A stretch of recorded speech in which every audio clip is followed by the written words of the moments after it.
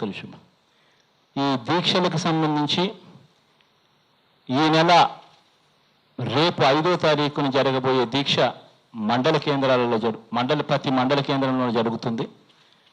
అదేవిధంగా ఒక నెల తర్వాత రేపు నెల 5వ తారీఖున కలెక్టర్ కేంద్రాలయాల ఎదుట ఇంకొక దీక్ష జరుగుతుంది.